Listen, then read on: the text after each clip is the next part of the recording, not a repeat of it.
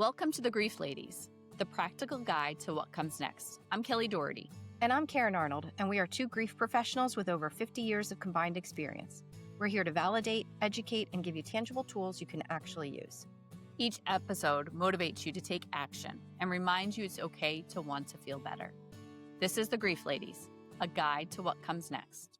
Hi, everybody, and welcome back. I am Karen here with Kelly, and today we are welcoming April Hanna to the podcast today. Welcome, April. Hello, Grief Ladies. Thank you for having me.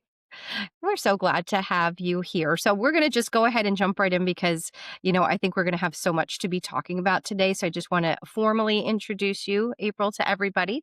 So since 1999, April Hanna has supported thousands of people on their healing journey, not only as a licensed therapist, but as a deeply intuitive healer who understands the wisdom of energy, frequency, and consciousness.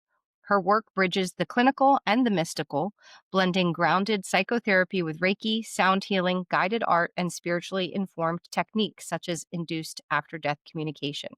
Clients and audiences are drawn to April's ability to integrate science and spirit, offering insight that's both therapeutic and transcendent.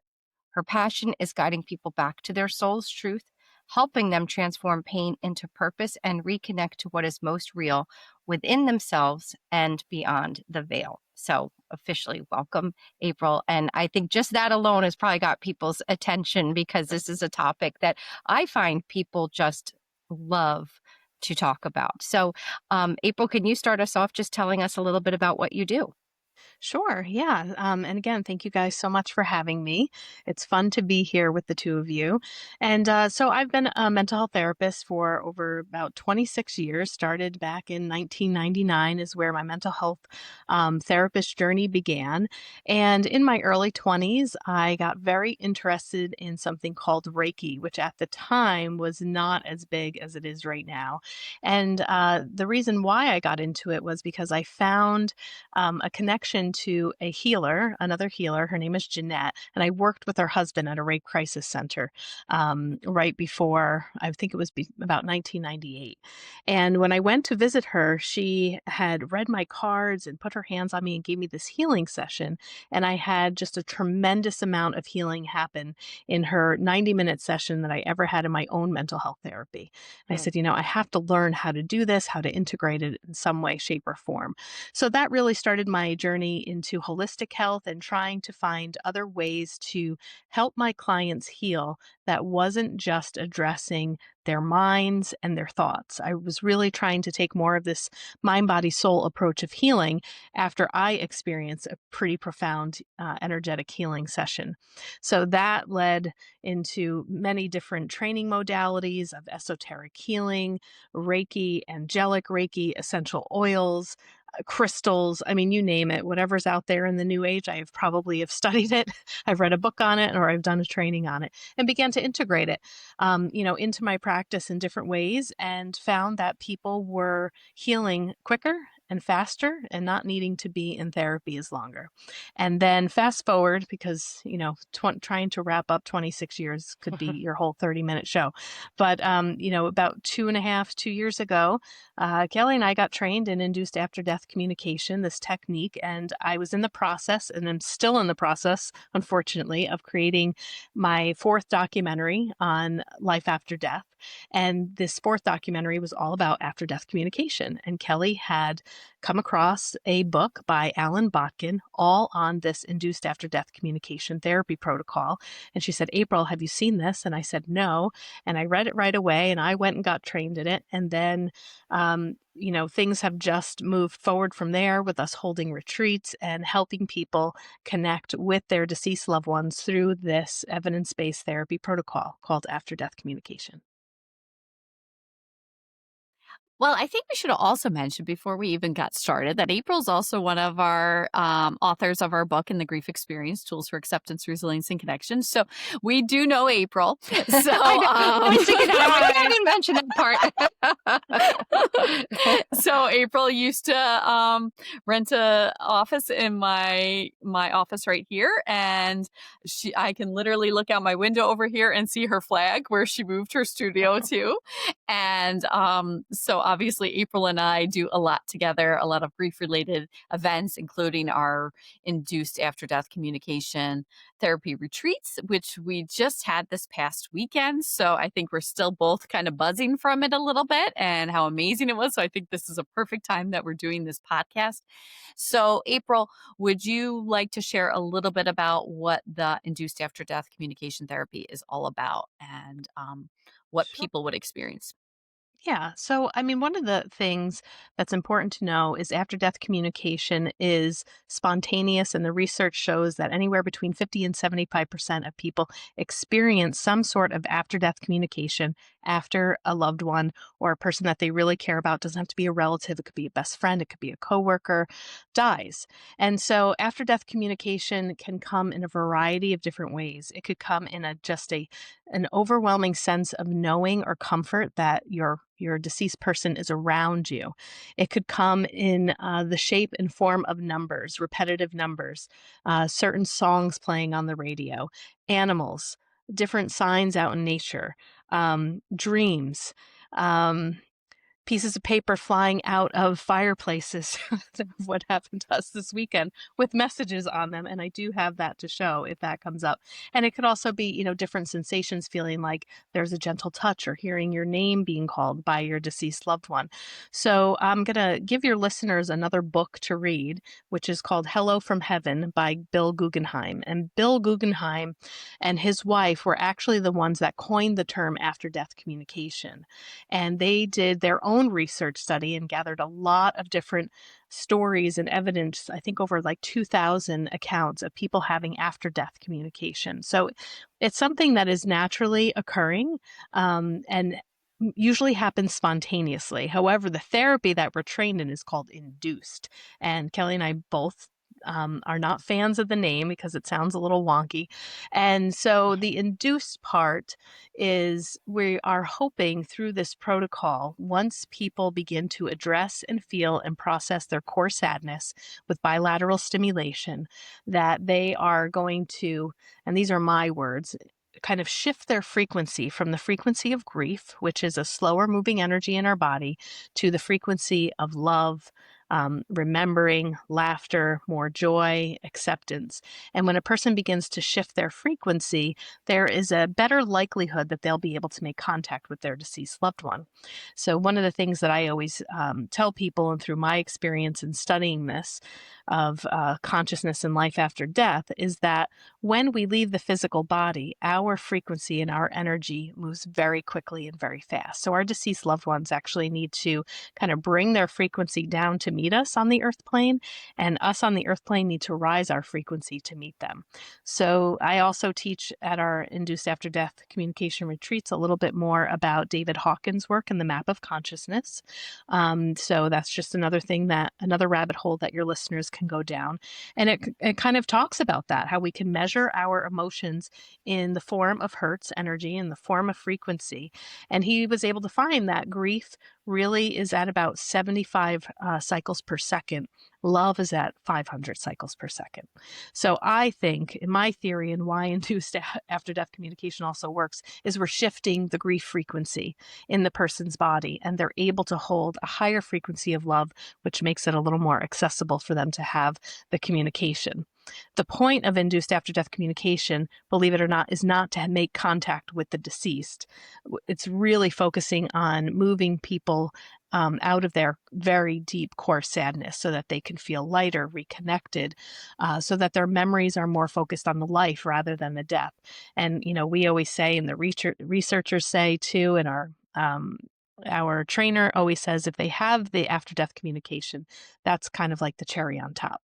But really, the therapy and the protocol is to help people to shift from their very deep core sadness into this lighter place where they can really just coexist more in the real world without their loved one. Yeah, and I think you know what happens is when their sadness kind of peaks in these sessions, right? So it's a two-session protocol, hopefully 2 days in a row, 90 minutes each. First day is really processing that sadness, right? That we try to manage in our day-to-day lives. And in our sessions, we're asking you not to manage that sadness. We're asking you to really lean into it, feel it, let it out. Like I always say, like if snot has to be coming out of your nose all the way to the ground, just let it go. Like, and I've seen it happen. So during those sessions, and then that sadness peaks, and then they get to more calm and peace. And what April's saying is, right, that's when that frequency is raising in that person, which then makes it more um, able to have that after death communication. So April, would you mind maybe sharing what are some of the after death communications that you've experienced with some of your clients look like?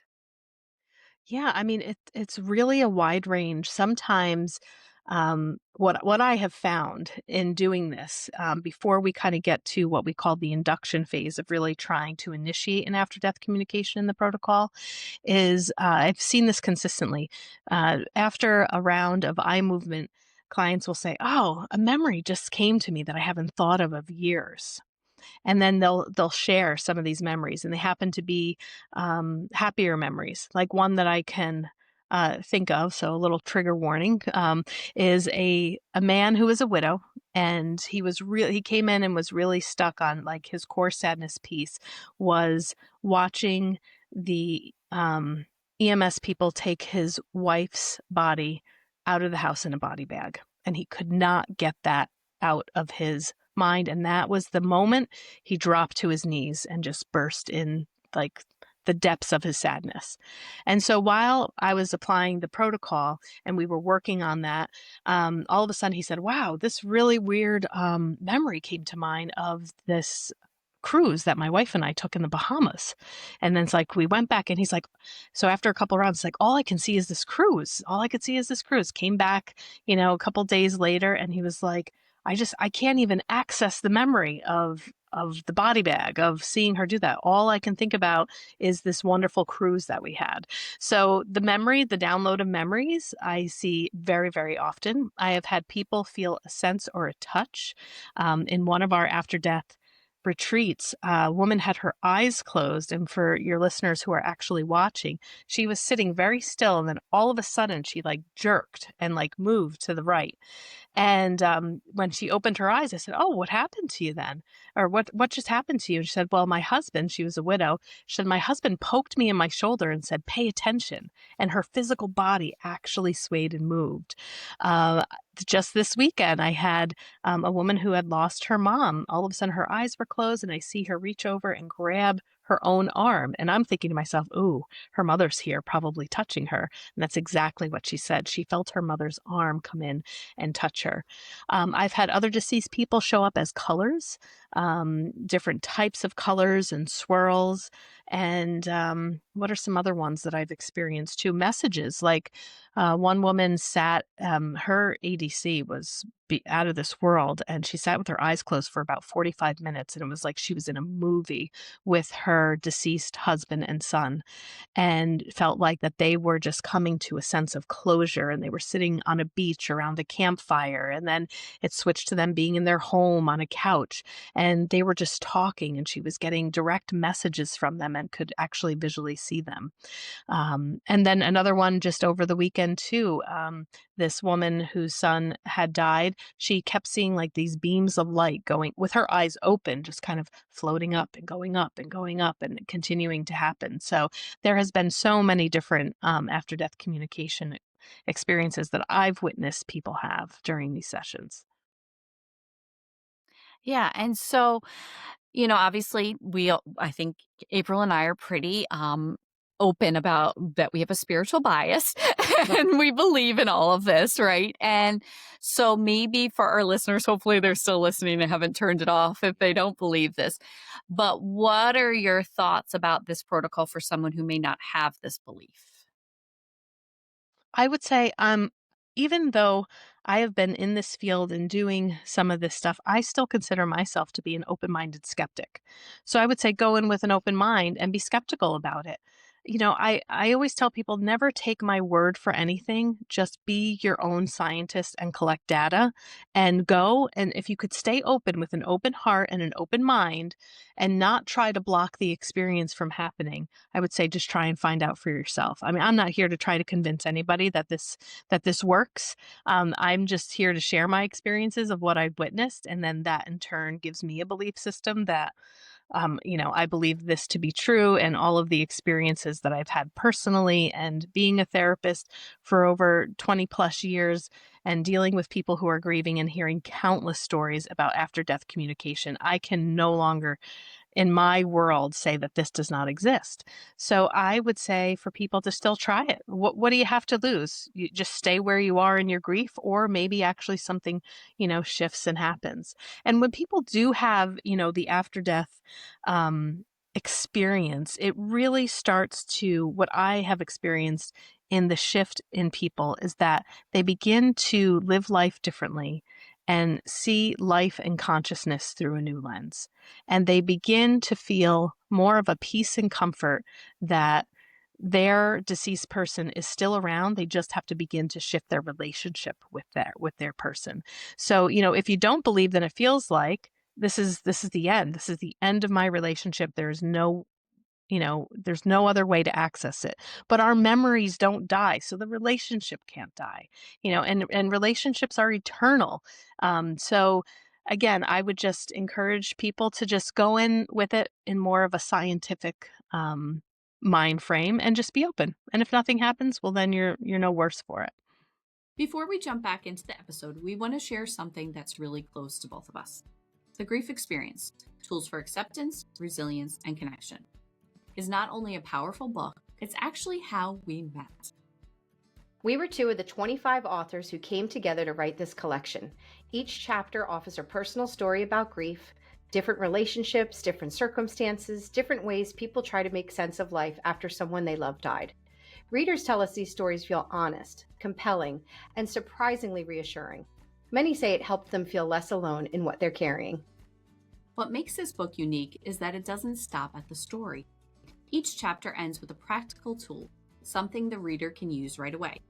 One reviewer said the suggestions at the end of the chapter became a lifeline when they weren't sure what to do next.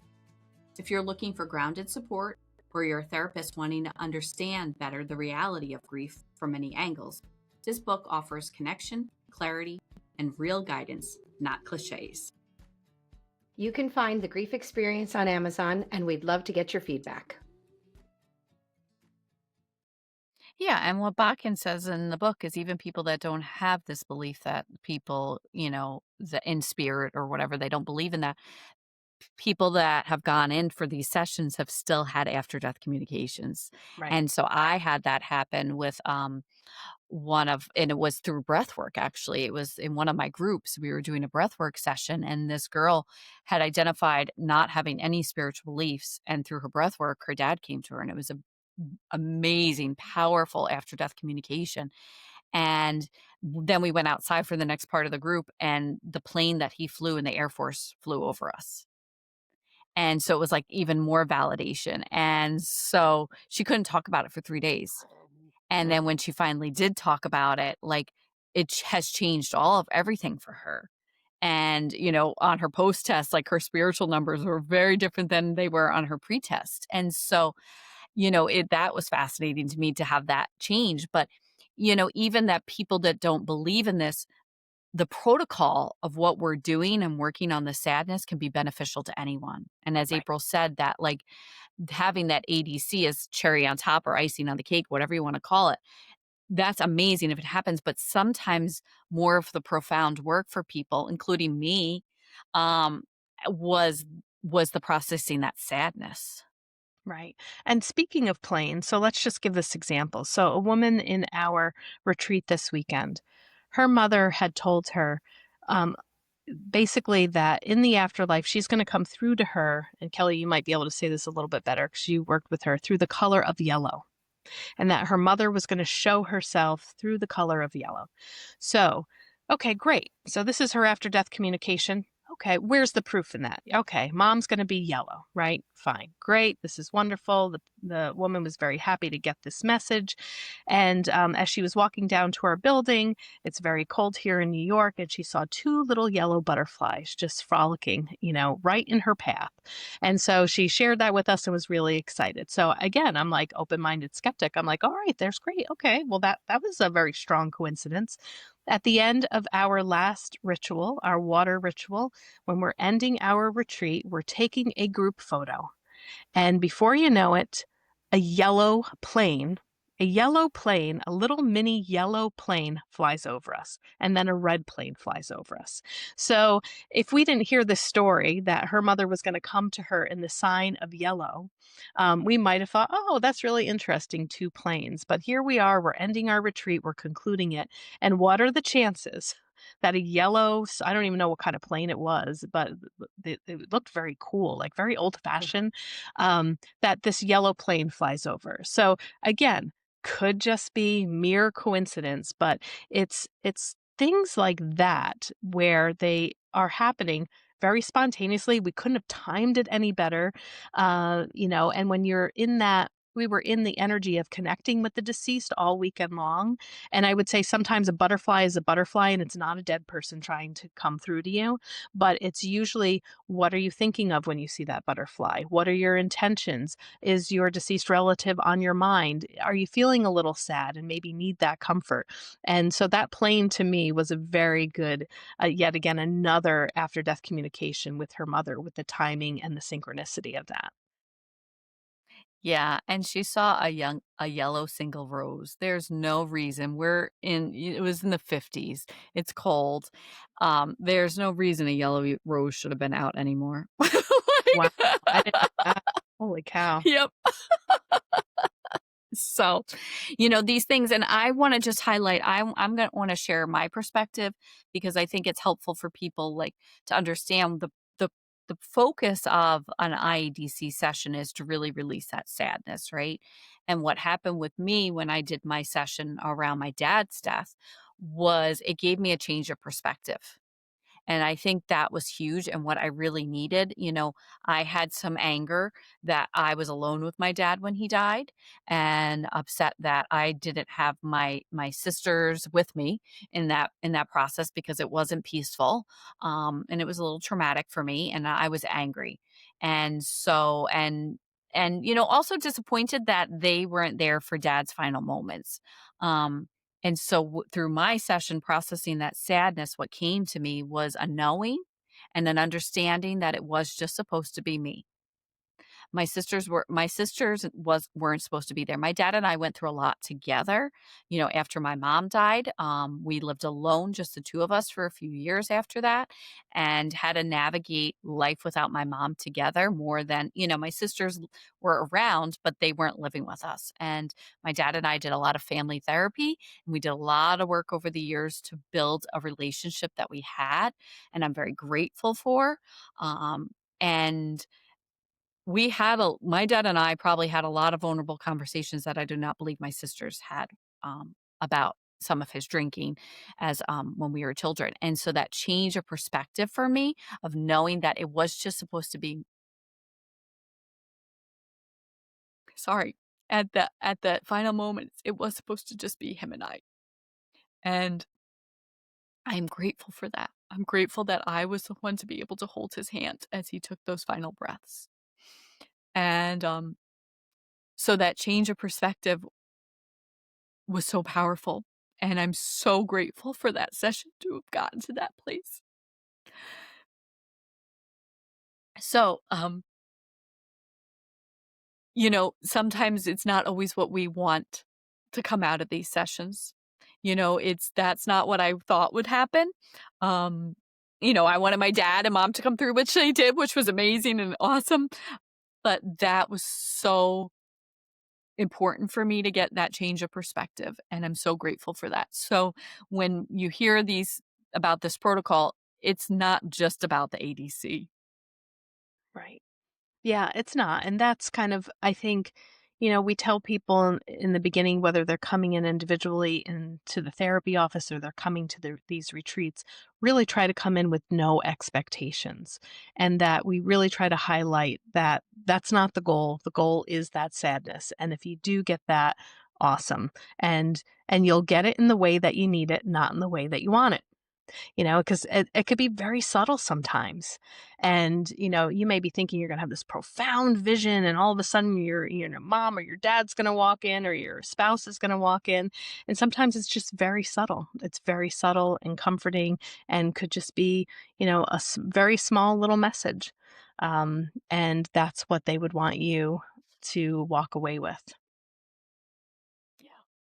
I think, when you were talking before about the openness, I think that that's something that's really important because one thing I find is that, everybody comes into this with different belief system, different upbringing. And then even if they did have a really firm set of beliefs, sometimes their loss can challenge that and they may move closer to it, further away from it, depending. But I always find it interesting. I have had people who are actively working toward finding connections, maybe through some sort of the work that you guys are talking about, meditation, whatever it may be. But it is our tendency sometimes to think something is almost too good to be true, and that so even when we do get a sign or have a dream or something comes along, we may find ourselves doubting it. So that's one thing that I, try to recommend to people is to be open to it, to not try to push it away, to believe in the feeling that comes with these interactions as being very real. So I guess that would be a question maybe for both of you, but we'll start with you, April. Is that um, for someone who doesn't have the opportunity to participate in the retreats that you guys offer because they're not available nearby, what are things that a person can do maybe on a smaller scale? Because it sounds like today we're talking about finding and that like what comes next and that moving forward and having some of this type of openness to these interactions can really be beneficial to a person. So how could someone help cultivate that in their life? Well, I mean, if you like to read, get that book, Hello from Heaven. There's that Okay. famous one. I can't think of the woman name off the top of my head, but it's Signs. I would say Laura Lynn start. Jackson. Yeah, Lauren Lynn Jackson. I would say start to expose yourself to other people's accounts because Mm. that can pique your curiosity. It might help you to find other ways that you can start to communicate and talk to your loved one. I mean, there's a ton of different meditations that you could probably find on YouTube or Insight Timer that can help facilitate that. And the one thing that I've learned about our consciousness and having things or experiences come to us is that it's all about intention. So, set your intention either before you go to bed and let your deceased loved one know, I am open to communication if you would like to enter into my dreams tonight. Have a dream Mm. journal in case, you have a visitation dream. Um, I would again ask and figure out what do you feel like is your sign from the person? Maybe you're a numbers person and your deceased person's date of birth is a number that you're going to look for all the time. I know my dead relatives talk to me a lot in license plates. I mean, the Mm. most random license plate. On our first retreat, I'm driving up to Silver Bay YMCA and a car pulls out in front of me and the license plate says cemetery. I take a picture of it driving. I'm like, are you kidding me? What are the chances of this? So, just weird things like that. So, you can definitely through access after death communication through meditation, through journaling. There is something called automatic writing. I've interviewed Matthew McKay on my own podcast, and he uh, wrote a book called Seeking Jordan when his son died and talks all about how he started connecting with his deceased son in the afterlife and they were writing books together. And he did that through the journaling prompt of automatic writing. So it'd be, dear mom, dear dad, hey, where are you? How are you? What's going on? What signs? And you just do a stream of consciousness of writing and journaling. There's also, um, I could try to find the link that maybe you guys can put in, but there is something on after death communication and research. It's like a university where you can go and download um, they kind of have like this journey set up where you can listen to music that has binaural beats that are going in and out of the right and the left ear, which helps entrainment within the brain to access what they call a 4 hertz energy, which allows you to get into that meditative state, which again makes you a little bit easier to be able to access that communication with the deceased loved one. So I think that there's a variety of different ways, but the biggest most important takeaway is, what is your intent? Set your intention to communicate with your deceased loved one and give your deceased loved one some sort of direction. One of those, without a shadow of a doubt, if I see this, then I know there is no way that, this could be that big of a coincidence. So I say get specific with your deceased people and ask for those signs. Okay.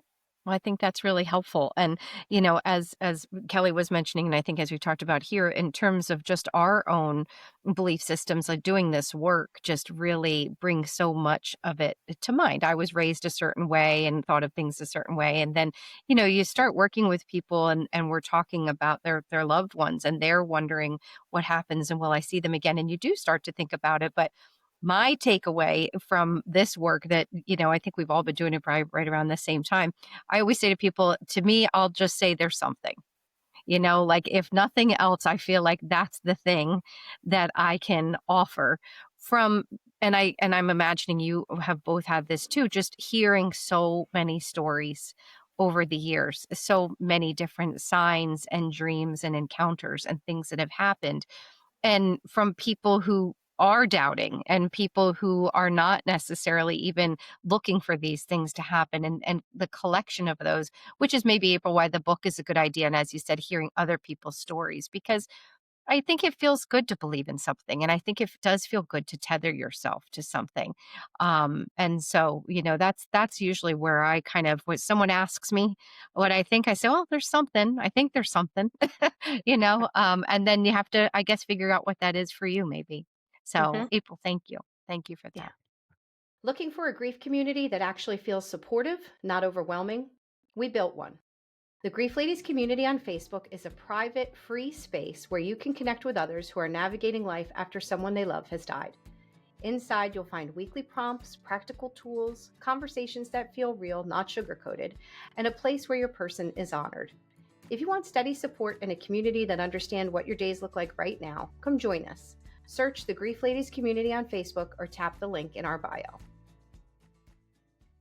So, April, as you know, we talk about celebrating their life. And this past weekend at our grief retreat, it was very obvious that celebrate was a big part of what our loved ones wanted us to do this past weekend. And we had some amazing signs that came to us with just even pulling into where we were at, the sign that said, "Welcome, let the celebration begin."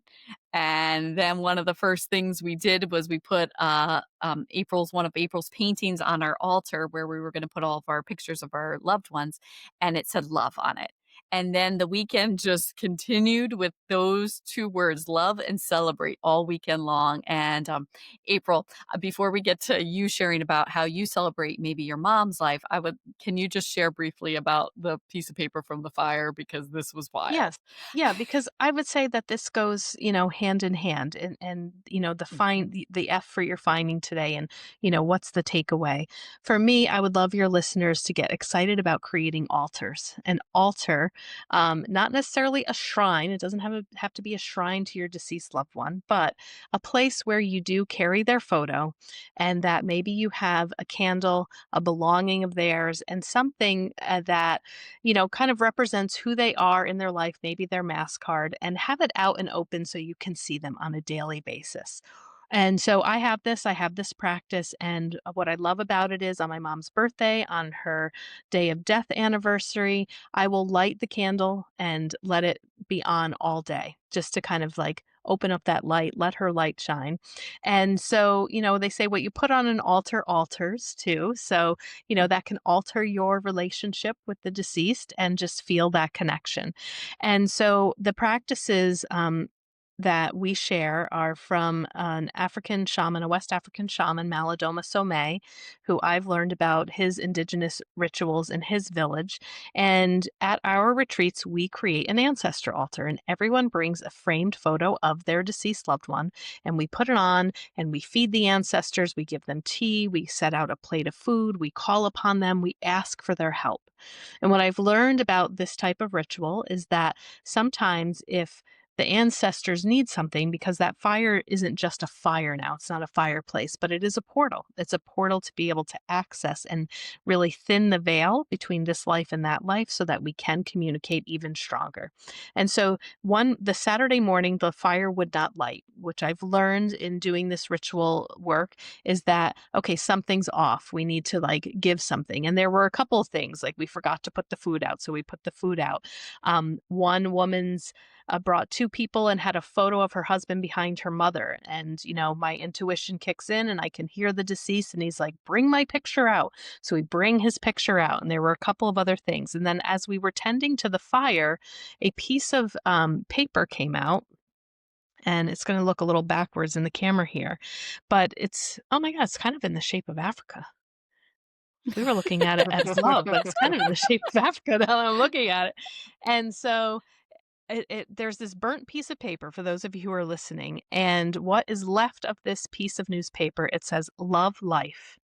And then at the very bottom, I didn't notice this until the next day, but it says unity. So it burnt around the word community and just left the word unity. And this literally flew out at one of our participants. Now, the next follow-up story to this is that the participant who was helping me tend the fire, her brother had an accident with a fire when he was younger, and him and his friends were trying to light it. And they took an aerosol can to get the fire going, and he ended up in a burn unit for 3 days. And so this woman was here with her mother, and they remembered this story together. So we needed to acknowledge that. And then all of a sudden, the fire lit. But before the fire lit, this piece of paper flew out. So to me, this is after death communication. They're reminding us love life, celebrate life, and then unity. And then Kelly and I talk about how our retreats are all about community. So the altar has so much power. And the more that you communicate with your deceased loved one through the altar in your house and do a little bit of ritual, which could just be lighting a candle and saying a prayer, lighting a candle and saying hello, using that flame, because the flame, the fire, the element of fire has the ability to transmute and transform. So we look at the flame as a representation of the ancestors in the other world. So that would be my gift to your listeners of another way that they can activate communication would be through the use of connecting with their deceased through the altar. That's great. And Yeah, there's and lots of that ways. wasn't Oh, go ahead. oh, sorry. That wasn't the last love life, though. We walked into the cafeteria Oh, right after this morning, and there was a woman with a baseball hat on that was serving us our lunch, and I read her baseball hat, and the bottom line said, "Love life."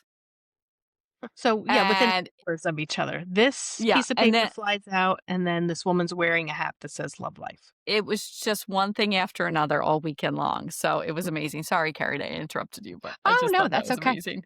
No, that's okay. Yeah. I mean, and like you said, just so many connections that they become hard to ignore. And that's why staying open to them is so important. So, April, there were so many good things there that, we just want to have people sort of take action. I think sometimes you can hear stories like this and think people are so lucky that they get to have these experiences. Sometimes I'm even careful. I'll do a program on like dreams and signs, but I kind of intentionally do it separately because sometimes if we bring it up in the context of our regular group, there are people who feel really sad. They're like, I haven't had any signs. I haven't had any dreams. And I think it can feel like something that's very fortunate that's happening to another person that's not happening to them. And I think it also makes them feel like, well, is there something wrong with my connection? Or does that mean that there's more love or more, attempt? And I don't believe that it's any of those things. I think it really is something that even if we don't feel like it's something that we should have to do, that it can really help, all of these things that you mentioned, setting the intention, having a dream journal, figuring out what your sign is going to be and getting specific. Those are just great takeaways that someone could start today. Absolutely. Yeah, and I hope they do. Yeah, I do too. I do too. Well, April, is there any last minute things you'd like to share or a way that maybe you celebrate your mom's life that's maybe Uh, different than what we talked about? um, geez. Yeah, I mean, I think at this point in my career, I'm done kind of hiding behind that, well, maybe this happens. Like, I'm here to say it happens, and I'm comfortable now in where I am to say, like, life after death communication is happening. It has happened to many people that I've come across, and I 100% believe in it. And I would say, the after death communication that I have with my mom sometimes is just talking to her on a walk. I try to get up to her grave site on her death anniversary and on her birthday. I think about her and will play certain songs that we used to listen to together. When I'm in my journaling mood, I will write a letter to her. So, all of the things that I really recommended are all things that I do. And it's become, the after death communication for me is a way of life. Like, it's my communication with my mom is integrated with my daily life. So, I never feel separate from her or apart from her and can have a communication with her anytime. And usually on those days when I'm asking for that sign, I will get it. And, her sign to me is shine on, or the word shine, shine bright, shine on. It always seems to come up when I'm really needing her on certain days that are tougher than others. So I would say whether people are skeptical or not, I'm going to tell you, I'm no longer skeptical. I'm a believer, but I continually stay open-minded to some of the stuff that is happening. But I mean, my gosh, the synchronicities and the stuff that even happened this weekend. I'm like, you can't make it up. There's no way. Like, what is that? What is that happened? So, I am trying in my best as I'm moving forward in my life with all the experiences that I've had with consciousness and life after death to begin to stand in my knowing of it, so people can feel my knowing of it and feel confident that they can access this too. Yeah. Well, and honestly, I think what we talk about, what we're always trying to encourage people, we talk about moving forward. Time is pulling us forward, whether we like to or not. And that's scary because sometimes it can feel like we're leaving our loved one behind. So one of the goals is always to be trying to figure out ways to maintain that connection, to feel like they're here with us, and whether that's certain, remembrance rituals or all the things that we've talked about today. It's about figuring out what works for you. So, April, I think Kelly and I both feel really fortunate to be able to work with you and to know you and to have you here today. If anybody wanted to get in touch with you or to learn more about what you do, what would be the best way for them to find you? Yeah, I think at this point, I'm rebranding my website. I think my new website is going to be IamAprilHannah.com. My current website is hannahshealing.com, but if you type in April Hannah death, after death communication, I'll pop up on Google somewhere. Okay. You'll either get to my production company and see the documentaries that I made, or you'll find my Instagram account. But just type in my name and the word death, and I should pop up. Okay. That's great. Well, April, thank you so much again for being here today and for sharing all of this. I just think, and I don't know about you guys, but I'm finding in this time doing this work that more and more people are curious about this, are open to it. I remember in early days, people would kind of whisper to me that like, oh, I was thinking of seeing a medium. Like, is that crazy? I don't want to tell my family. Like that was, and that has changed so much. It seems to be I think maybe with the internet now it's a little bit, God, I can't believe I worked before the internet, but like we have the internet now and, people they don't have to have that person down the street or in their town. You can find some of these resources in other ways. So anyway, it's such a neat topic. So, Kelly, thank you. And April, so much. Thank you for being here today. Yeah. Thank you for having me. It was lovely to be here. Thanks for joining us on the Grief Ladies. Don't wait to feel better to get started. Getting started is what makes you feel better. Put this week's tool to work. If today's episode helped, share it with someone who needs it and leave us a review. We'd love to hear from you. And remember, we're here for you, your trusted grief ladies, navigating this path together.